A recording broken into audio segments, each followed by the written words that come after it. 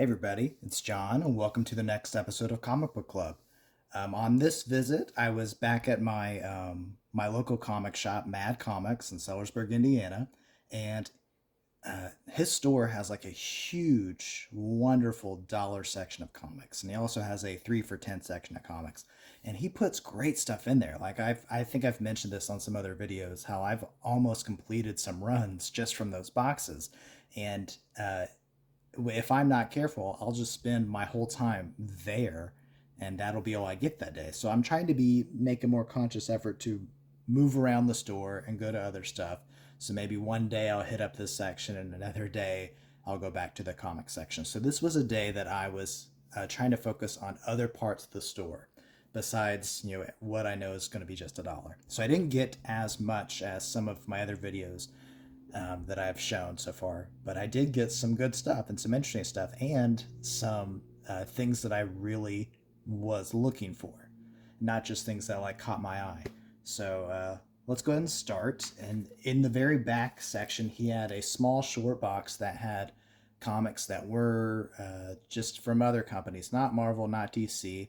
And there was a lot of like Disney comics, like Uncle Scrooge, those kinds of stuff. But there were three that caught my eye for stuff that I would want, and one of them was this actual Charlton Comics. It's Bullseye, but it features Blue Beetle and the Question. I love Ted Kord. I've mentioned how I think I've mentioned Infinite Crisis, the Prelude Infinite Crisis, the Death of Ted Kord being one of my favorite comics because it's from the second time I got back into comics. That was the book that I grabbed that day, and like I to this day I love that comic. I love that cover. It just has an emotional attachment for me. So this is really cool to get. Looking forward to reading that. And then also, I am a huge fan of Flash Gordon, from the 1930s serials with Buster Crabbe to the 1980s movie, the 1990s cartoon.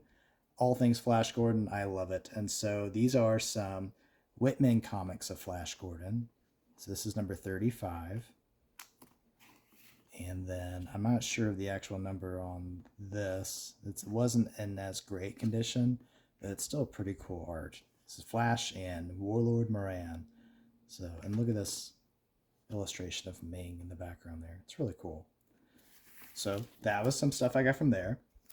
Then I went to his DC Comics section and Superman. And if you've been paying attention, I've been kind of zeroing in on Vartox. I still haven't read any of these Vartox comics, but I looked him up after I was after the last time I got some and trying to see all of his appearances pre Infinite Crisis and or Crisis on Infinite Earths, and he doesn't have that many. So I think I'm pretty close to actually getting his all of his appearances to read his whole story. There's an earlier one, a couple earlier ones I need to get. So this is number 374. And then I don't know if I've talked about this or not, but being a big Green Lantern fan, I want to get all of Millennium and read it. Now I know Millennium's not something looked upon lovingly by a lot of comic fans, but I think as a Green Lantern person, it it, it might just stick out more for me. Because this is, if you don't know, Millennium is the Guardians are going to be retiring, and they're going to be setting up a new set of Guardians of the Galaxy or Guardians of the Universe, and they're going to be people from Earth, and that's happening while at the same time the Manhunters are beginning to have a huge attack on the universe, the Lanterns and the Guardians, and so it's going to be affecting the entire DC Comics story or all the different books for I think it's 8 weeks maybe. So like every book is a part of this. So it's a huge story happening, and you would get like your Millennium Book of the Week, but also like every book that came out that week would coincide with it. So this is part of week 6. It's the Superman part of week 6, but also you see Hal's in this too. So everyone kind of has like their own little side stories happening, but all of it is coinciding and going along with this Manhunters narrative. Literally, there are Manhunters like cells just everywhere in the DC universe. So looking forward to getting all of this. I think I'm halfway through. I even have there's illustrated. Let me grab it real fast. There's illustrated guides made by another company.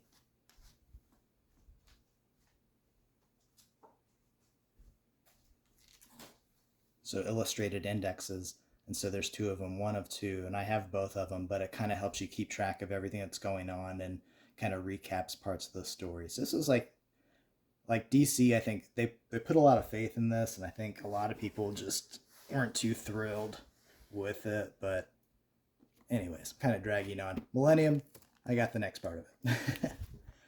And then Justice League 100. I've mentioned how I want to get all the way to 100 at least with what started with Giffen and Mateus, and then has by this point it's become J.R. Jones.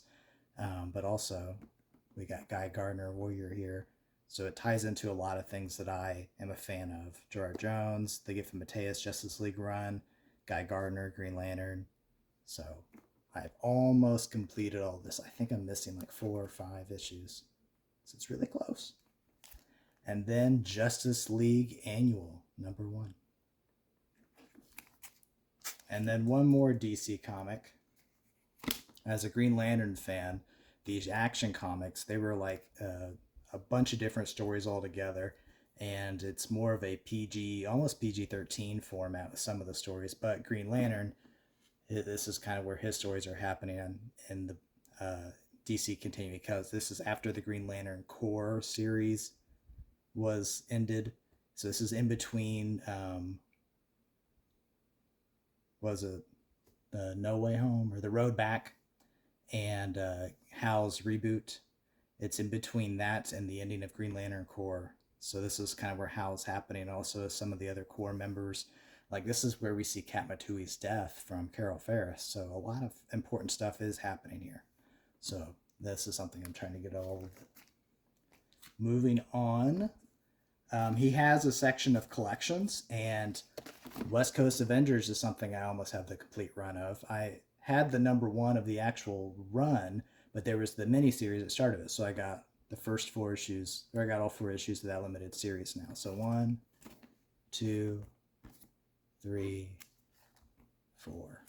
So now I can sit down and actually start reading West Coast Avengers. And then the rest of these are X comics. So starting with X-Men. X-Men #1 from the Animated Adventures. Beautiful condition. And then the Hidden Years of X-Men, that John Byrne storyline, #17.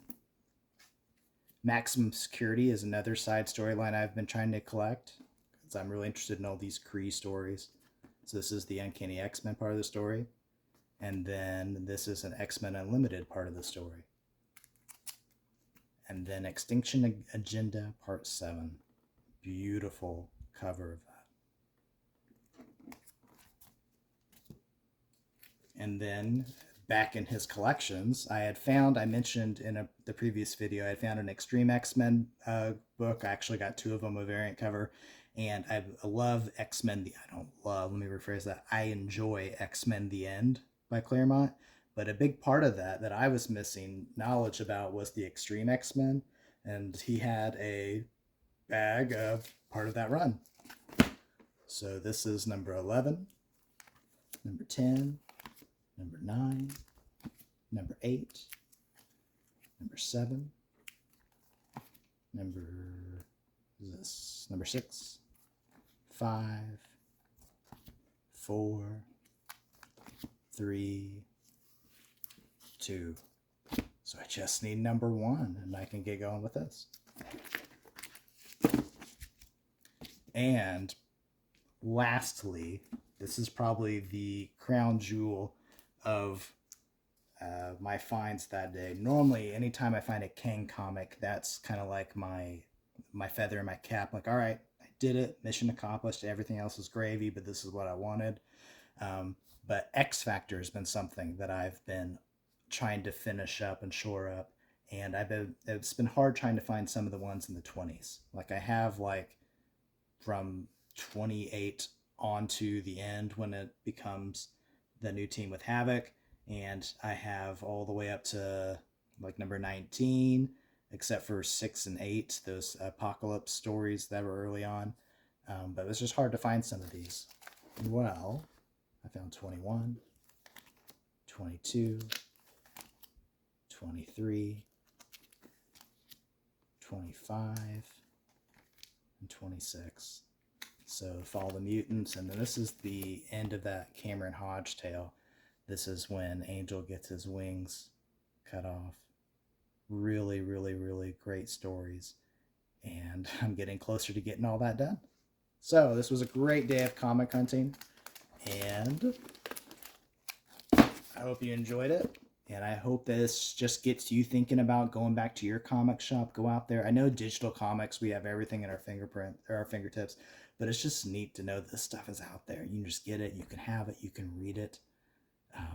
So go to your comic shop, find stuff, start building your libraries up so you can read and enjoy. See you next time.